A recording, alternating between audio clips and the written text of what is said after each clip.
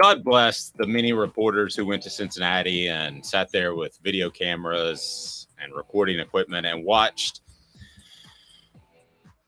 Jeremy Pruitt, Tennessee's brass, Phillip Fulmer go in and out of offices. I don't know that a lot of information was gained by going up there, but certainly if you want to cover that, go for it. If you want to sit in the basically a conference room, and you're not allowed to go in the hearing, but here we are. So the hearing is over. Everybody has been interviewed. Pruitt's wife was there. You didn't have a Derek Ansley that was there, and Niedermeyer wasn't there because I think their part in the case has already been resolved. But I ask you this, now that it's over, let's make an official prediction. What will happen to Tennessee in terms of the NCAA investigation that hopefully will end sometime soon? So it's brought to you by Craven Wings. They've got the great brunch on Saturdays at the Choto location. Always fresh, never frozen. They're phenomenal. So the probe is over. I give you 4 selections on today's tough question brought to you by Craven Wings. And it is probation, recruiting travel limits, or scholarship reductions, or a postseason ban. So far on our Twitter page, and it's a great way to react, by the way. If you want to interact with the show, we love that. You can go to OTH Sports Media or the Dave Hooker or Caleb Calhoun. And right now, it's 36% apiece, probation and recruiting travel limitations. Scholarship reductions is about 18%. Postseason ban, which I think is unlikely, is at 9%. So what say you, and the message board as well, if I give you those 4 options, Caleb Calhoun? Okay, so we're saying no punishment, scholarship reductions, and recruiting travel limitations and postseason ban. Well, are you counting probation and no punishment as the same thing? That's I'm not. Okay. Yeah, basically the same thing. They're not going to avoid at least probation. Yeah. I'm going scholarship reduction and recruiting travel limit for a year. Okay. Well, then Travis says recruiting limitations. I think that's a given. I think they're going to take 2 or 3 weeks away. And that's one of those numbers that looks really good because you can say we're going to take these 4 coaches off of the recruiting trail for this period. And when you add it up, and let's say it's 7 days per coach, you look 28 days and you're able to save some face if you're the NCAA. I think there will be some scholarship reductions because the NCAA wants to save face. I said this in a column that I wrote on offthehooksports.com. The scary thing to me from Tennessee's perspective is twofold. One, Jeremy Pruitt is not an NFL coach.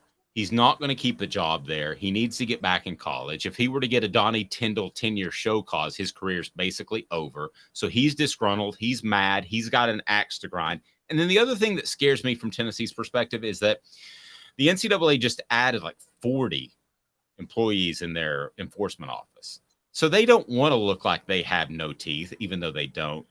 But Caleb, still, it's hard for me to imagine a postseason ban. And I think the fact that Greg Sankey was there, the SEC commissioner, speaks to the fact that he wants things to work out for Tennessee. And it's better for the SEC. It's better for college football.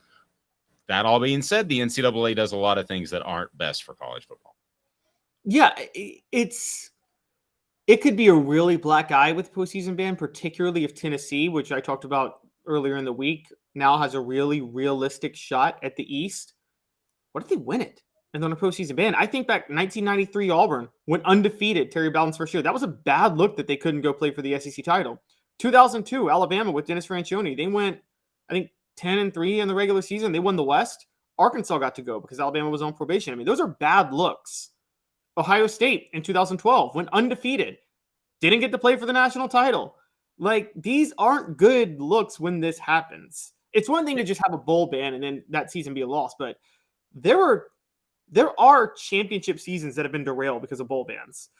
And it's kind of like the Alabama thing, a way different situation, but the Alabama basketball thing. Every time they came up, you mentioned the gun charges and the terrible, terrible incident that happened there. So, no, it would be bad because you would miss a chance at a championship. But as you pointed out, it's also horrible PR. Yeah, it's horrible PR for the league. I mean, it's a black eye in a huge way if a champion of one of your divisions. I mean, at the end of the day, no matter what, the champion then is by default. And by the way, one of the biggest beneficiaries of this was Tennessee. 1990. The only reason they get to claim that SEC title is because Florida was on probation. And you ask Steve Spurrier to this day, he takes massive umbrage with the fact that 1990 Florida team's first team can't claim the SEC title.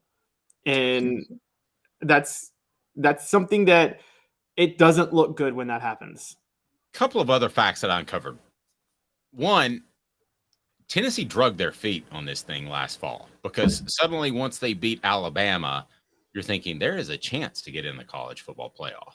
So they drugged their feet to not get a postseason ban last year. So for those that are upset that it's taking the NCAA so long, there's a reason. Tennessee drugged their feet because they didn't want a possible postseason ban last year. The other thing that you need to keep in mind are, one, Phillip Fulmer. What was he willing to admit that he did wrong? And two, what is good enough for Jeremy Pruitt? I don't know if, obviously, a 10-year show cause, that would put him in his late 50s before he could come back to college football. He's not going to accept that. Would he accept 2? Would he accept 3?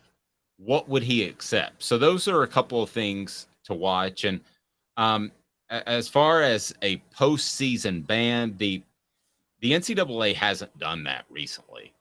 And I look at, and this flies in the face of all tradition, Caleb, that I've been raised on. Okay, so since I've covered Tennessee, it's always been self-reporting, right? But what did LSU and North Carolina do when they were under NCAA investigation? They just basically gave the NCAA the middle finger. And they said, we're going to roll right on with this. Forget self-reporting. You had no teeth. Is Tennessee's approach in terms of self-reporting dated at all, Caleb? It might be. That's a good question. I mean, because that's what, as you pointed out, that's what Tennessee has been doing for decades. They've been doing it this way. Never thought about that, but 40 years, literally 40 years. Yeah. 86 was the first time that they did that. It's that's a really good question. Here's the thing with the NCAA, and this is the truth of the matter. It's only as powerful as teams allow it to be. It's only as powerful as teams allow it to be. And, because NCAA does a bowl ban. Okay, what happens then if the Sugar Bowl says, we're not doing this? If Tennessee wins, or the College Football Playoff Committee is like, we're not doing this. Who cares if you put in a postseason ban? We're still going to let them play. What are you going to do, NCAA? And, that's... Caleb, I think you're scared. I mean, I think the only reason to be really fearful about this is if the NCAA wants to make some sort of an example out of Tennessee now that they have more teeth, which I don't think is going to happen. I'm not trying to scare everybody here, but it is a realistic conversation because they've looked like fools for so long. So they did that with SMU with the death penalty. Now, Tennessee's not going to get the death penalty, but could they get something more harsh than maybe they deserve? I think that's a real possibility, but I still don't think that the NCAA nor the SEC wants to see Tennessee suffer anytime soon. Yeah, I don't think so either. I think with a program like Tennessee on the rise, everybody benefits when Tennessee is rolling, and we saw that last year. And I don't think the NCAA wants to lose that. It's funny, during the 90s, we always talked about, it was kind of a big thing on how national media hates Tennessee. National media hates Tennessee. If you've been covering Tennessee the last 10 years, national media has been desperate for Tennessee to return. I mean, beyond desperate, because it's funny watching Gary Danielson on CBS. He half roots for Tennessee to get back because in his mind, it's like it was better for our network if Tennessee was getting these 3:30 games. And You're absolutely right. You're absolutely right. All right. So the message board, Travis says recruiting limitations. Joe says recruiting restrictions and hefty fines, probably small scholarship reductions. Joe also says if they do a postseason ban, no one will let the NCAA within 1,000 miles of their camps. That could be the case. It also could be the case where they're a little scared of the NCAA. Smoky Mountain Red says, I feel like it will be nothing that will really hurt the program. I agree with that part. Winning and this offense will bring recruits to us if they limit the on-road recruiting. To that point, with the transfer portal, if you do have scholarship productions, you can usually fill that in pretty quickly. Smoky Mountain Red talking about what we visited about, should Phillip Fulmer fall on the sword, and I wrote about it. Smoky Mountain Red saying the major thing Fulmer did wrong, he took the AD job and acted like he was qualified to be an AD. He sold that to me, sold that to everybody, because he was part of basically like a hedge fund, I believe. And he said that I understand the business side of it and I understand the athletic side. It was like trying to get a job and you fill out your resume and you've got all the qualifications. So yes, he tried to sell himself. I mean, there's no questioning that he wanted the AD job very early in the process. Oh yeah, and the thing we saw with Fulmer was the thing we all expected with Fulmer as the athletic director, which is Phillip Fulmer was going to run the athletic director on the athletic director position from, to be fair, the business side and the athletic side. What he wasn't going to do was going to run it from the creative side. Phillip Fulmer is just not that creative, So, and Tennessee needed a creative athletic director more than anything else. Okay, here's what D points out. This is at the very least I think that Phillip Fulmer should do. If Fulmer agreed he made a bad hire and returned his buyout, I think you guys were right and everything goes away. Yep. And then they find a way to take care of him. D mentioned Spire. I don't care if it's a statue or whatever it is. It's one of those deals where you take one for the team and you say, I may have heard of some stuff. And it's not going to affect his legacy. His legacy is as a coach and a longtime ball. He made a pick him out of the College Football Hall of Fame? No, he made a mistake in desperation because he was trying to build his program back. That is what you could sell the NCAA. I don't think Phillip Fulmer is going to do that, but that's what you could sell the NCAA. And it's over. It's over by the end of next week if he were to do that. But he's not going to do that. No, he's not going to do that. Phillip Fulmer his legacy with Tennessee is more important than Tennessee. And that's what he cares about the most. I think there's a lot of truth to that. All right. So go ahead and give me your thoughts on the message board. What Tennessee will receive from the NCAA now that is over. And we certainly appreciate all of the people that are already on board, continually blown away by the number of views and clicks we get on the YouTube channel. We hope you're enjoying offthehooksports.com because it certainly seems like you are, because the clicks would reflect that. And certainly Phillip Fulmer in the NCAA has been a big topic.